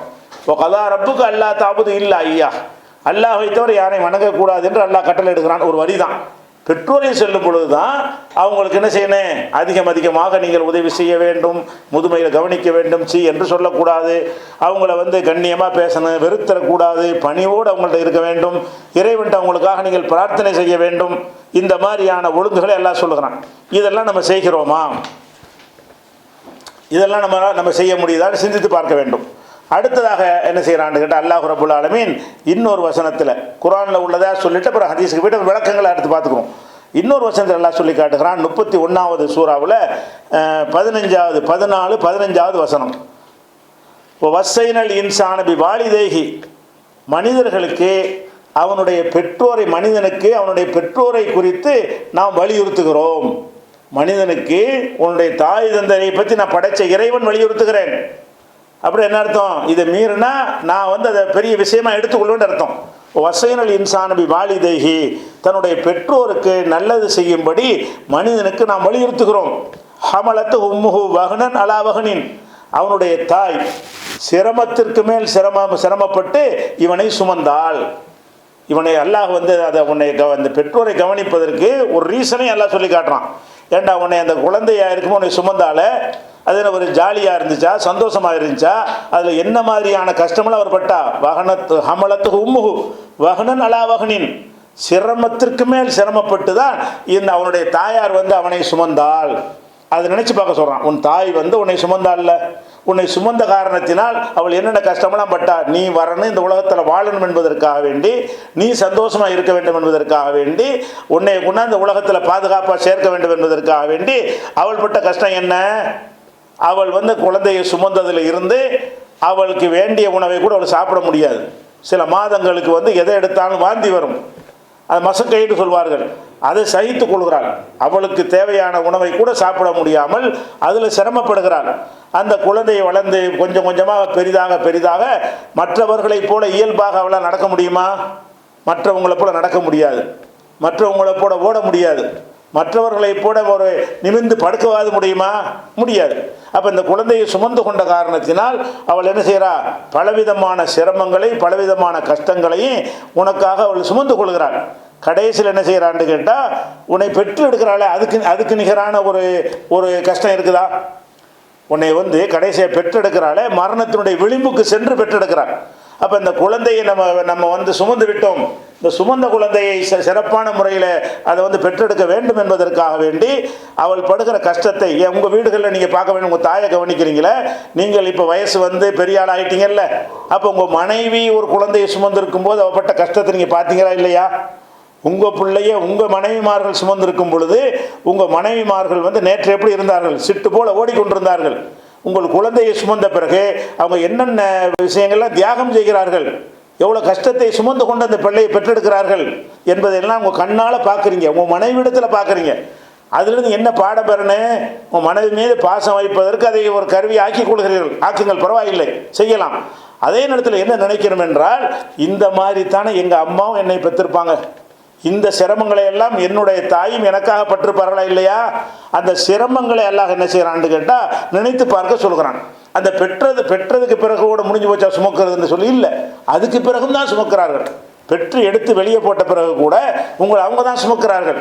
அப்போ உங்களுக்கு உங்கள் சாப்பாட்டை உங்களுக்கு சாப்பிட முடியாது, அவங்க தான் அந்த சாப்பாட்டை ஊட்டி விடுவார்கள். உங்கள் ட்ரெஸ்ஸை உங்களுக்கு போட முடியாது, உங்களுக்கு குளிக்க தெரியாது, உங்களுக்கு மலை ஜலம் கழிக்கவும் தெரியாது, அதை சுத்தப்படுத்தவும் தெரியாது. இப்படி எல்லாவற்றையும் கவனித்து உங்களை பேணக்கூடியவராக உங்கள் தாய் இருந்தாரா இல்லையா? உங்கள் மனைவி வந்து உங்கள் பிள்ளைகள் அந்த மாதிரி எல்லாம் பார்க்குறத கண்ணால் பார்க்குறீங்கல்ல? அப்படி பார்க்கும் பொழுது இது மாதிரி தானே என்னுடைய தாயாரும் என்னை வளர்த்திருப்பார்கள். அவங்க ஒழுங்காக தூங்கியிருப்பாங்களா? குழந்தையை பெற்ற பிறகு அந்த தாய்மார்கள் வந்து தூங்க மாட்டாங்க. ஏன்? எந்த நேரம் புல் அழுவுமோ, எறும்பு கடிச்சிருமோ, வயிற்று வலிச்சு அழுவுமோ என்று அவங்களுடைய கவனமெல்லாம் எங்கே இருக்கும்னு கேட்டால் அந்த குழந்தையின் மீது தான் இருக்கும். அடித்து போட்டாலும் எந்திரிக்காத அளவுக்கு தூங்கக்கூடிய பெண்கள் எல்லாம் கூட குழந்தையை பெற்ற பிறகு அந்த குழந்தையுடைய சிறு அசைவை கூட அவர்கள் உணரக்கூடிய வகையில் என்ன செய்கிறது? அவங்களுடைய கவனம் முழுசதில் இருக்கிறது. தூங்கும் நேரத்தில் கூட தன்னுடைய முழு கவனமும் எங்கே இருக்கும்னு கேட்டால் குழந்தையின் மீது மட்டும்தான் இருக்கும். இந்த மாதிரி உங்களை பாதுகாத்து வளர்க்கணும் என்பதற்காக உங்களுடைய பெற்றோர்கள் என்ன செய்கிறாங்கன்னு கேட்டால் அவ்வளவு சிரமத்தை சுமக்கிறார்கள். ஓ ஃபிசாலுஹு ஃபி ஆமைனி, அதுக்கப்புறம் 2 வருஷம் உங்களுக்கு பால் விட்டு அவங்கள வளர்க்கிறார். அவள் பால் ஊட்டுவதற்காக வேண்டி, பால் ஊட்டுதல்ங்கிற என்ன? அவள் உண்ணுகிற உணவை அவள் தன் உடம்புக்கு எடுத்துக்கொள்ளாமல் உங்களுக்கு அந்த அவள் சாப்பிடுகிற உணவெல்லாம் பாலாக உற்பத்தியாகி வருகிறது. நீங்கள் அதை உட்கொண்டு வளர்கிறீர்கள். அப்போ அவளுக்கு அவளுடைய சக்திக்கு போவதை விட நீங்கள் நன்றாக வளர வேண்டும் என்பதற்காக தன்னுடைய உடலில் இருந்து வரக்கூடிய அந்த பால் கூட்டுற தன்மையும் அல்லாஹ் வழங்கியிருக்கிறான். அப்போ இதெல்லாம் நினச்சி பாருங்கள், அந்த அம்மாவுடைய உடலில் இருந்து சுரக்கக்கூடிய பாலைத்தானே குடித்து வளர்ந்தோம். நம்முடைய உணவு கடையில் வாங்கி கொடுக்குற மாதிரி இருந்தால் என்ன ஆகிருக்கு? அல்லாஹ் வந்து என்ன செய்யல, அந்த மாதிரிலாம் கலப்படம் இல்லாமல் சுத்தமான சத்தான உணவை நம்முடைய தாயுடைய உடலில் சுரக்க செய்து நமக்கு தந்திருக்கிறானே. அதையெல்லாம் அந்த அம்மா வந்து நமக்காகத்தானே செஞ்சாங்க என்று நினைத்து பார்த்தோம்னு சொன்னால் அந்த ஒரு நன்றி அவங்கள வெறுக்க வைக்கவே செய்யாது. அந்த நன்றி உணர்வு உங்களுக்கு இருந்துச்சுன்னு சொன்னால் வெறுக்க வைக்காது. இது சொல்லிட்டு எல்லாம் என்ன செய்கிறான்? அனிஷ்குருளி ஒளி வாலி தைக்க, நான் மனிதனுக்கு வசியத்து பண்ணுகிறேன், வலியுறுத்துகிறேன். அவனை வந்து அவனுடைய தாய் வந்து ரொம்ப சிரமத்தோடு தான் பெற்றெடுத்திருக்கிறாள், கஷ்டப்பட்டிருக்கிறாள், பால் ஊட்டியிருக்கிறாள். அதை சொல்லிட்டு எல்லாம் என்ன செய்கிறான்டா? அனிஷ்குருளி ஒளி வாலி தைக்க, எனக்கும் நன்றி செலுத்து, உன் பெற்றோருக்கும் நன்றி செலுத்து. எனக்குன்னா அல்ல சொல்கிறான், எனக்கு படைத்தவனாகி எனக்கும் நீ என்ன செய்யணும்? நன்றி செலுத்த வேண்டும். உன் பெற்றோருக்கும். சுக்குர் என்பது, நன்றி என்பது அல்லாஹ் கூறியது என்று நம்ம விளங்கி வச்சிருக்கிறோம். அல்லாஹ் என்ன செய்கிறான்டா? அவனே எனக்கு நன்றி செலுத்து. ஏன்? ஒன்றுமே இல்லாதவனை நான் தான் உருவாக்கிறேன். ஆகு என்ற உத்தரவு இன்னொன்று உண்டாக்கி இருக்கிறேன். ஒரு காலத்தில் இல்லாமல் இருந்தாய், எதுவுமாக இல்லாமல் இருந்தே உன்னை நான் வந்து படைத்திருக்கிறேன்ல, அதற்காக வேண்டி படைத்திருக்கிறவனுக்கு தேவையான எல்லா ஏற்பாடுகளையும் நீ பிறப்பதற்கு முன்னாடி நான் செய்திருக்கிறேன். உன் தாயிடத்தில் இந்த மாதிரி தன்மைகளை எல்லாம் கூட அமைத்து நான் தான் உன்னை வளர்த்திருக்கிறேன். அதனால எனக்கு ஃபஸ்ட்டு நன்றி செலுத்து. ஒளி வாலி தைக்க ரெண்டை இணைச்சி எல்லாம் சொல்கிறான். அனிஷ்குர்லி ஒளி வாலி தைக்க, எனக்கும் நன்றி செலுத்து, உன்னுடைய பெற்றோருக்கும் நன்றி செலுத்து. இளையல் மசீர், அப்போ என்னிடத்தான் திரும்பி ஒரு நாளாக எச்சரிக்கிறான். அப்போ இதில் என்ன விஷயம்? உன் தாயாரை நீ கவனிக்கிறது வந்து எதை யாருக்கோ செய்கிற உதவி நினச்சிக்கிறாத, நீ இதை பரோபகாரம் செய்கிற நீ நினைக்காத, செஞ்சதுக்கு பிரதிபலம் தான் நீ செய்கிற. உன் தாய் தந்தையரை கவனித்தல் என்பது என்னன்னு கேட்டால், உன்னை செஞ்சுருக்கிறாங்கல்ல, உன்னை சுமந்து பெற்று வளர்த்து ஆளாக்கி இருக்கிறாங்கல்ல, அதுக்கு நீ நன்றி செலுத்தணுமா இல்லையா? அப்போ நன்றி செலுத்துவதற்கு தான் நீ செய்கிற நினைத்தாயானால் உன்னால் உங்களை வெறுக்க முடியாது. நம்ம நன்றி செலுத்துகிற விஷயத்தில் எப்படி இருக்கிறோம்? இவ்வளவு பெரிய தியாகம் செய்த தாய் தந்தையருக்கு நன்றி செலுத்தாத ஒருத்தன் உலகத்தில் அற்பமான உதவிகளை யாரிடமாவது பெற்றுவிட்டால் அவனுக்கு கூளை கும்பிடு போடுகிறான். ஒருத்தன் ஒரு கஷ்டமான நேரத்தில் ஒரு 100 ரூபா தந்து உதவிட்டால் சொல்லுங்க இதமாங்கிறான். ஒரு 100 ரூபாய் ஒருத்தன் கடன் தந்து விட்டான் என்று சொன்னால், இவனுடைய படிப்புக்கு எவனாவது ஒரு உதவி செய்து விட்டான் என்று சொன்னால், ஒருவேளை சாப்பாடை வாங்கி கொடுத்து விட்டான் என்று சொன்னால், இவன் என்ன செய்கிறான்? அப்படியே அவனுக்கு ஒரு மதிக்கக்கூடியவனாக, நன்றி செலுத்தக்கூடியவனாக மனிதன் இருக்கிற காட்சியை பார்க்குறோம். இதெல்லாம் ஒரு அந்த தாய் தந்தை உனக்கு செஞ்சவர் கம்பேர் பண்ணதெல்லாம் ஒரு விஷயமா? அற்பத்திலும் அற்பமான உதவி செய்தவர்களுக்கெல்லாம் நீ என்ன செய்கிற? நன்றி செலுத்துகிறாய். சின்ன சின்ன உதவிகளை மனிதனிடத்தை பெற்றுவிட்டு அவர்களுக்காக நீ என்ன செய்கிற? நன்றி செலுத்தக்கூடியவனாக அவங்களை கண்டா பள்ளியிலிக்கிற, கூளை கும்பிடு போடுகிறாய், குனிந்து மரியாதை செய்கிறாய். இந்த அளவுக்கு நீ நன்றி செலுத்துகிற தன்மை உடம்புல இருக்கிறது. ஆனால் யாருக்கு நீ நன்றி செலுத்த வேண்டும்? பெற்றோருக்கு செலுத்து. எனக்கு நன்றி செலுத்து, உன் பெற்றோருக்கு நன்றி செலுத்துன்னு சொல்லிவிட்டு அடுத்துதான் முக்கியமான அல்லாஹ் ஒரு எச்சரிக்கை வைக்கிறான். இளையல் மசீர், என்னிடத்தில் தான் திரும்பி வரணும். இந்த வார்த்தை எதுக்கு சொல்கிறான்? இதை செய்யலைன்னா நான் பார்த்துக்கணும்னு அர்த்தம். ஸோ செய்யின்னு போகிற போக்கில் அறிவுரை சொல்லிட்டு எல்லாம் போகல. உன் பெற்றோருக்கு நீ நன்றி செலுத்தாவிட்டால், எனக்கு நன்றி செலுத்தாவிட்டால் இதோட கதை முடிஞ்சு நினைக்காத. திரும்ப உன்னை நான் எழுப்புவேன். உலகத்தையெல்லாம் அழித்த பிறகு மறுமையில் எழுப்பி உன்னை விசாரிப்பேன். விசாரிக்கும் என்கிட்ட தான் வருவேன். என்கிட்ட வரும்போது இதை கேட்பேன், இதுக்கு பனிஷ்மெண்ட் தருவேன், இதை கொஸ்டின் பண்ணுவேன். அதுக்கு தான் இது அல்ல அங்கே சேர்க்குறான். எனக்கும் பெற்றோருக்கும் என்ன செய்யணும்? நன்றி செலுத்த வேண்டும். இளையல் மசீர், திரும்பி வருவது என்னிடம்தான், என்னிடம் நீ திரும்பி வர வேண்டும் என்று எல்லாம் என்ன செய்கிறான்? பெற்றோரை மதிக்கிற விஷயத்தில் ஒரு கடுமையான ஒரு எச்சரிக்கை. மறுமையில் உங்களை பாதிக்குங்கிற அளவுக்கு பெற்றோர் நீங்கள் சரியாக நடக்கலை என்று சொன்னால் என்கிட்ட தான் வரணும், என்கிட்ட தான் வரணுங்கிற அவ்வளோ அர்த்தம் அடங்கி இருக்குது. என்னிடத்தில் தான் உங்களுடைய மீளுதல் இருக்கிறது, அவ்வளோ அர்த்தம் இருக்கிறது. அதே நேரத்தில் இந்த பெற்றோராக இறைவனாண்டு சில நேரங்களில் வந்துவிடும். பெற்றோர்களை இப்போ கவனிக்க வேண்டும்ங்கிற விஷயத்தில் சில நேரத்தில் என்ன வரும் என்று கேட்டால், பெற்றோர் சொல்கிற விஷயம் இறைவன் சொல்கிற விஷயத்துக்கு மாற்றமாக இருக்கும். பெற்றோர்கள் இறைவனுக்கு எதிரான காரியங்களை செய்யுமாறு உங்களை சொல்லி விடுவார்கள். அந்த நேரத்தில் மாத்திரம் நீங்கள் என்ன செய்யணும்னு கேட்டால், ஃபஸ்ட்டு என்னை வச்சுக்கணும். முதலிடம் உங்கள் பெற்றோர் முதலிடம்தான். அதைவிட முதலிடம் யார் என்று கேட்டால், படைத்த இறைவனாய் நான் உங்களுக்கு முதலிடத்தில் வர வேண்டும் அப்படிங்கிறத சொல்வதற்காக அல்லாஹ் என்ன செய்கிறான்னு கேட்டால், பெற்றோரை கவனிப்பதற்கு ஒரு விஷயந்தான் அல்லாஹ் சொல்கிறான். மற்ற எல்லாத்துலேயும் காம்ப்ரமைஸ் பண்ணிப்போ. பெற்றோர் சொல்கிறது உனக்கு அநியாயமாக தெரியுதா? உனக்கு பெரிய கஷ்டம் தரக்கூடிய ஒரு உத்தரவு உனக்கு போடுறாங்களா? கேளு. எதில் மட்டும் நீ கேட்கக்கூடாது, அந்த பெற்றோரையும் உன்னை ஒருத்த படைச்சிருக்கான்ல இறைவன், அந்த இறைவன் விஷயமாக அவர்கள் தவறான ஒரு கொள்கையை, தவறான போதனையை செய்வார்கள் என்று சொன்னால் அந்த நேரத்தில் மாத்திரம் கட்டுப்படாது. அடுத்த வசனத்தில் எல்லாம் சொல்றான், ஒயின் ஜாகதாக்க, உன்னை பெற்றோர்கள் வலியுறுத்துவார்களே ஆனால் அலா அன் துஸ்ரி கபி மா லைஸ லக பிஹி இல்முன், உனக்கு அறிவற்ற விஷயங்களை எல்லாம் எனக்கு இணையாக ஆக்கும்படி பெற்றோர்கள் உன்னை வற்புறுத்துவார்கள் என்று சொன்னால் ஃபலா துதியுஹுமா, அவங்களுக்கு கட்டுப்படாது. ஃபஸ்ட்டு எனக்கு அந்த பெற்றோரை விட எனக்கு முதலிடத்தை வச்சுக்க. அப்போ நான் சொல்லுவதற்கு பெற்றோர் என்ன செய்கிறாங்கன்னு கேட்டால், ஒரு தப்பான ஒரு கல்யாணத்தில் வரதட்சணை வாங்கணும் பெற்றோர் சொல்கிறாங்க. பெற்றோரை மதிக்க தான் வேணும். ஆனால் வரதட்சணை வாங்குங்கிற விஷயத்தில் அந்த கட்டளைக்கு மேலே வேற ஒரு கட்டளை நிற்கிறது, வாங்காதேண்டு. நீ மகர் கொடுன்னு அல்லாஹ்வுடைய கட்டளை இருக்கிறது. ஆத்தும் நிசா சதுகாத்திகின்ற நிகழா, உங்கள் பெற்றோர்களுக்கு உங்கள் மனைவிமார்களுக்கு அழகான முறையில் மகரை மணக்குடை வழங்கி விடுங்கள் அப்படின்னு நல்லா கட்டளை எடுக்கிறான். அல்லாஹ் ஒரு பெண்ணை திருமணம் செய்யும் போது கொடு என்று சொல்லுகிறான். உங்கள் பெற்றோர்கள் வாங்கு என்று சொல்லுகிறார்கள். இந்த இடத்தில் தான் பெற்றோரை ஓவர்டேக் நீங்கள் பண்ணணும். இந்த இடத்தில் தான் நீங்கள் எனக்கு எல்லாம் முக்கியம்தான், ஆனால் உங்களோட எனக்கு இறைவன் பெரியவன், என் இறைவன் எனக்கு முக்கியமானவன் அப்படிங்கிற மாதிரி என்ன செய்யணும்? அந்த இடத்தில் கட்டுப்பட்டு விடக்கூடாது. பெற்றோரா இறைவனாங்கிற கேள்வி வராத வரைக்கும் உங்களுக்கு முதலிடம் பெற்றோர் தான்.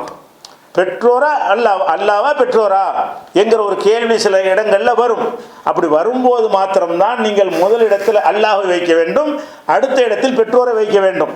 உங்கள் பெற்றோர் என்ன செய்கிறார்? உங்கள் தகப்பனாரு வட்டி வாங்குறாரு, அந்த வட்டிக்கு வசூல் பண்ணிட்டுவான்னு சொல்கிறாரு, வட்டி தொழில் பண்ணுறாரு, நீ தான் போய் கலெக்ஷன் பண்ணிட்டுவான்னு சொல்கிறாரு. இது அல்லாஹ் தடுத்த ஒரு விஷயம்.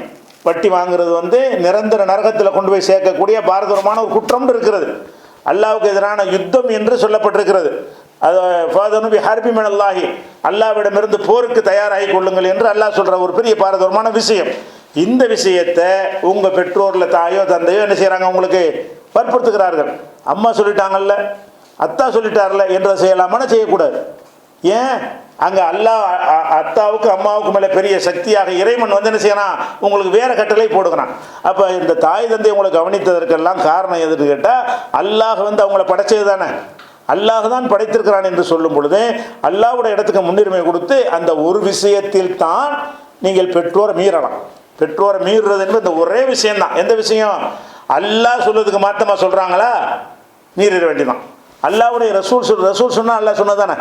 அல்லாஹ்வுடைய ரசூல் ஒன்றை சொன்னார்கள்னா சுயமாக சொல்லுவாங்க, அல்லாஹ் சொல்லி தான் சொல்லுவாங்க. அப்போ அல்லாஹ்வுடைய ரசூல் தூதர் ஒன்றை சொல்லிவிட்டார்கள் என்று சொன்னால் உங்களுக்கு முதல்ல எது நிற்கணும்? அது வந்து ஃபர்ஸ்ட்டில் நிற்கணும். அப்புறம் தான் பெற்றோர்கள்லாம். அப்படி ரசூலுல்லாஹ் சொல்லிட்டாங்க.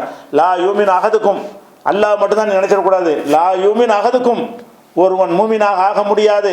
ஹத்தா அகூன் அஹப்ப இலைஹி, நான் வந்து அவனுக்கு விருப்பமாக வேண்டும். முகமது ஆகிய அல்லாவின் தூதராகிய நான் ஒரு மனிதனுக்கு அதிக விருப்பம் உள்ளவனாக வேண்டும். எதை விட? மின் வலதிகி, அவன் பெற்ற பிள்ளையை விட, வாலிதிகி, அவனுடைய பெற்றோரை விட, ஒன்னாசி அஜ்மயின், அகில உலகத்து மக்களை விட நான் ஃபர்ஸ்ட் இடத்துல வரணும். ஒரு முஸ்லீம் என்று சொன்னால் முகமது ஆகிய அல்லாவின் தூதராகிய அவர்கள் தான் எனக்கு மனிதர்களில் முதலிடம். ஒட்டுமொத்தமாக முதலிடம் ரப்புல் ஆலமீன் இறைவன். மனித குலத்தில் எனக்கு யார் ஃபர்ஸ்ட் என்றால் அல்லாஹ்வுடைய ரசூல் தான். ஏன்னு கேட்டால் அவர் சுயமாக உங்களுக்கு ஒன்றுமே சொல்லவில்லை. மார்க்கம் என்று அவங்க சொன்னது எல்லாமே அல்லாஹ் சொன்னது தான். அல்லாஹ்விடமிருந்து வந்த செய்தியைத்தான் நமக்கு வாங்கி தருகிறார்கள். அப்போ நமக்கு அல்லாஹ்வும் ரசூலும் சொன்னதுக்கு மாற்றமாக பெற்றோர்கள் ஒன்றை சொல்வார்களேயானால் அதை நம்ம கேட்கக்கூடாது. இதில் கேட்க மாட்டேன், இது அல்லாஹ் தான் கேட்பேன், உங்கள் சொல்ல கேட்க முடியாது என்று சொல்லிவிட வேண்டும். அதுக்கு தான் அல்லாஹ் என்ன செய்கிறான்னு கேட்டால், ஒயின் ஜாகதாக்க அலா அன் துஸ்ரி கபி மாலை சில கபி இல்முன், உனக்கு இல்மு இல்லாத அறிவற்ற விஷயங்களை எனக்கு நிகராக ஈக்குவலாக ஆக்கும்படி உன் பெற்றோர் வற்புறுத்துவார்கள் என்று சொன்னால் ஃபலா துதியுகுமா, அந்த ரெண்டு பேர் சொல்லி கேட்காதே. ஓ சாஹிபுகுமா ஃபித்துன்யா மஅரூஃபா, அதே நேரத்தில் துன்யாவில் உலக விஷயத்தில் அழகான முறையில் அவங்கள்ட்ட தோழமையாக இருந்துக்க. அதை சொல்லிட்ட காரணத்தில் வெறுத்து சில பேர் சரி நம்ம கொள்கை பிடிப்புன்னு நினைத்து கொண்டு அவங்க வரதட்சணை வாங்க சொல்லுவாங்க. இவர் வாங்க மாட்டேன் பாரு, அது வரைக்கும் ஓகே. அதுக்கு பிறகு என்ன செய்யறதுன்னு கேட்டால் அம்மா வெறுத்துப்படுறது. கொள்கைக்காக வெறுக்கிறேன், இது மார்க்கத்தில் உண்டா? கொள்கைக்காக வெறுக்கிறது என்பதை நான் எதுக்கு தான்? அந்த தீய செயலுக்கு மட்டும்தான். அந்த ஒரு ஸ்டேஜ் கடந்த பிறகு அதுக்கப்புறம் என்ன ஆச்சுன்னா அவங்க தாய் தான். எவ்வளவு தப்பான விஷயங்களை வற்புறுத்தினாலும் அதை கேட்காத. அதை வற்புறுத்திய காரணத்தினால் அந்த செயலை நீ செய்யக்கூடாதே தவிர அவங்களுக்கு சோறு போடாமல் இருக்க முடியுமா? அவங்களுக்கு மருத்துவம் செய்யாமல் இருக்க முடியுமா? அவங்கள தூக்கி சுமக்காமல் இருக்க முடியுமா? எங்கள் அம்மா வந்து வரதட்சணை நாங்கள் சொல்லிவிட்டார்கள், நாங்கள் அல்லாவுக்காக வெறுத்து விட்டோம். இப்படி மார்க்கத்தில் இருக்குதா? அல்லாவே ரெண்டையும் அழகாக சேர்த்துல சொல்கிறான். எப்படி சொல்கிறான்? இணை கற்பிக்க சொன்னால் கேட்காத. ஓ சாஹிபுகுமா ஃபித் துன்யா மஅரூஃபா, துன்யாவில் அழகான முறையில் தோழமையாக இருந்துக்க. துன்யா விஷயம் கொடுக்கறது, வாங்குறது, சாப்பாடு போடுறது, மருத்துவம் செய்கிறது, உடை வாங்கி கொடுக்கறது, அவங்கள மரியாதை செலுத்துறது, கண்ணியப்படுத்த, இந்த விஷயங்களில் குறைய வைக்கக்கூடாது. அந்த தப்பு சொல்கிறாங்கல்ல நம்மளை செய்ய சொல்லி, அதை கேட்கக்கூடாது. அந்த மாதிரி விஷயத்தை தவிர மற்ற எல்லா விஷயங்களையும் உங்கள் தாயார் வந்து ஒரு ஷிர்க்கிலே மூழ்கி போனவங்களா இருக்கட்டுமே, ஷிர்க்கில் மூழ்கி போனார்கள்னா அவர்களுக்கும் அல்லாஹ்வுக்குள்ள விஷயம். அந்த ஷிர்க்கை உங்கள் மீது திணித்தால் நீங்கள் கேட்கக்கூடாது. அந்த ஷிர்க்கு தவறு என்பதை உங்கள் தாயாருக்கு புரிகிற வகையில் விளக்கி சொல்ல வேண்டும். அதே நேரத்தில் சொல்லிக்கொண்டு அவங்க அதில் தான் பிடிவாதமாக இருக்கிறார் என்ற காரணத்துக்காக வேண்டி நாங்கள் கொள்கை தான் முக்கியம், வீட்டை விட்டு வெளியே போன்னு சொல்ல முடியுமா? நான் கொள்கை தான் முக்கியம், உனக்கு சோறு போட மாட்டேன்னு சொல்ல முடியுமா? அதுக்கு மார்க்கத்தில் இடமே கிடையாது. அவங்க தாய் தான். தாய் தந்தைங்கிற முதல்ல விளங்கிக்கொள்ளணும். தாய் தந்தை இந்த மாதிரியான உறவுகள் வந்து நம்மளா வந்து முயற்சி பண்ணி தேர்வு செய்கிற ஒரு உறவு கிடையாது. ஒரு கணவன் மனைவிங்கிற உறவு இருக்கிறது, அது அல்லாஹ் நாட்டப்படி தான் நடக்குது என்று சொன்னாலே நம்ம தேர்வு செய்கிற ஒரு ஆப்ஷன் அதில் இருக்கிறது. நம்ம தான் யார் மனைவியாக வரணும்னு என்ன செய்கிறோம்? பல போட்டாக்களை பார்க்குறோம், பெண் பார்க்க போகிறோம், பார்த்து தேர்ந்தெடுக்கிறோம். யார் கணவனாக வரணும் என்பதை ஒரு பெண்ணு தான் என்ன செய்கிறா? அவர் தேர்ந்தெடுக்கிறார். தாய் தந்தைக்கு நமக்கு செய்ய முடியுமா? நானா ஐயா பண்ணி இவர் தாய் ஆக்கிடுவோம், இவர் தகப்பன் ஆக்கிடுவோம்னு செய்ய முடியுமா? முடியாது. அப்போ தாய் தந்தை இந்த மாதிரியான உறவு வந்து அல்லாஹ் வந்து நமக்கு திணிச்ச ஒரு உறவு. அந்த உறவை வந்து மாற்றுவது, அதை வெட்டி முறிக்கிறதுக்கெல்லாம் மார்க்கத்தில் எந்த அனுமதியுமே கிடையாது. அதுக்கு தான் அல்லாஹ் சொல்லி காட்டினா, ஓ சாஹிபுகுமா ஃபித் துன்யா மஅரூஃபா, தப்பான காரியங்கள் அவங்க சொல்ல கேட்காத. அதே நேரத்தில் துன்யாவுடைய விஷயங்களில் அழகான முறையில் தோழமையாக இருந்துக்க. சாஹிபுனா தோழமை, சாஹிபுனா சஹாபின்லாம் சொல்கிறோம்ல, தோழமையாக இருக்கணுமா, தோழன் மாதிரி நடக்கணுமா தாய் தந்தையர்கிட்ட. அதுவும் எந்த மாதிரி இருக்கணும்னு கேட்டால் மஅரூஃபா, ரொம்ப அழகான சிறந்த முறையில் அவங்களோட தோழமையாக இருந்துகொள் என்று இந்த வசனத்தில் அல்லாஹ் சொல்லிக்கிறான். ஒத்தபி சபீல மன் அனாப இலைய, என் பக்கம் திரும்பி சென்றார் நல்லடியார்கள், அவங்க பாதையில் போ. இதுக்கு முந்தி வாழ்ந்த நல்லடியார்கள்லாம் பெற்றோர்களை அப்படித்தான் நடத்தினார்கள். பெற்றோர் விஷயத்தில் அவ்வளோ பேணுதலாக நடந்தார்கள்.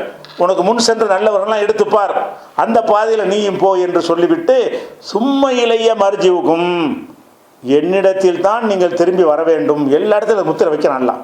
பெற்றோரை கவனிக்கிற விஷயங்கள்ல இப்படி தொழுகை நோன்பு வணக்க வழிபாடுகளுக்கெல்லாம் என்னிடத்தில் வரணும் என்று எச்சரிக்கை வைக்கிறானோ, அதே மாதிரியான எச்சரிக்கை வந்து பெற்றோரை கவனிக்கிற விஷயத்தில் எல்லாம் என்ன செய்யறான்னு கேட்டால் சும்மா இளைய மர்ஜிவுக்கும், என்னிடத்தில் தான் உங்களுடைய மீளுதல் இருக்கிறது. நம்பிவுக்கும் பிமா குந்தும் தாமலும், நீங்கள் என்னென்ன செஞ்சீங்க என்பதெல்லாம் உங்களுக்கு நான் சொல்லித் தருவேன். தப்புண்டு விளங்காமல் உலகத்தில் அப்படி தான் பெற்றோர் நடத்துகிறாங்க என்பதற்காக நீ கொடுமைப்படுத்துவாயானால் உனக்கே தெரியாது, கொடுமைப்படுத்துகிறா தெரியாது. நான் ஒன்று ஒன்றா உனக்கு சொல்லுவேன். டே இத்தனை அந்த என்ன பண்ண நடத்தியா, உங்கள் அம்மா இப்படி நடத்தினியா, உன் தந்தை இப்படி நடத்தினியா, உன் தந்தையை சித்திரவதை பண்ணினியா, உன் தந்தையை எதிர்த்து பேசுனியா, உன் தந்தை மனம் கொண்டுபடி செஞ்சியா என்றெல்லாம் எல்லாம் என்ன செய்வான் உங்களுக்கு ஒவ்வொன்றா நான் சொல்லித் தருவேங்கிறான். சொல்லித்தர கிளாஸ் நடத்துறதா அடிப்பேன் அர்த்தம். அல்லாஹ் வந்து உங்களுக்கு அங்கே சொல்லித்தருவேன்னு அர்த்தம். சொல்லி சொல்லி அதற்குரிய பனிஷ்மெண்ட்டை தர வேண்டியதுக்கு அர்த்தம். இப்போ நபியுக்கும் பிமா குந்தும் தாமலும், நீங்கள் செஞ்சு கொண்டிருந்த எல்லா காரியத்தையும் உங்களுக்கு நான் சொல்லி தருவேன், உங்களுக்கு நான் அறிவிப்பேன் அப்படின்னு என்ன அர்த்தம்? பெற்றோர் விஷயத்தில் நீங்கள் வந்து இந்த மாதிரி கவனக்குறைவாக நடந்தீர்கள் என்று சொன்னால், அவங்களை கொடுமைப்படுத்தினீர்கள் என்று சொன்னால், அவங்களை கவனிக்க தவறினீர்கள் என்று சொன்னால், எப்படி இறைவனுக்கு செய்கிற கடமைகளை குறை வைத்தால் அல்லாஹ் அவங்களை விசாரிப்பானோ இதே போல் விசாரிப்பான். சொர்க்கத்துக்கு போகிற பாதை அடைக்கப்பட்டு போய்விடும். பெற்றோரை நீங்கள் ஒழுங்காக கவனிக்கவில்லை என்று சொன்னால், நீங்கள் சொர்க்கம் சொல்லுகிற வாசல் பாதையில் பெரிய தடைக்கல்லை பாறாங்கல்லை போட்டு விட்டீர்கள், நீங்களே போட்டு கொண்டீர்கள். அதை அப்புறப்படுத்தினால்தான் நீங்கள் சொர்க்கத்துக்கு செல்ல முடியும் என்பது என்ன செய்கிறோம், அதையும் பார்க்குறோம். அதே மாதிரி வந்து இது 31-15 ஆச்சா. அடுத்து 46வது அத்தியாயத்தில் வந்து 15, 16, 17, 18 இந்த வசனங்களில் வந்து பெற்றோரை குறித்து அதிகம் வலியுறுத்துக்கிறான்.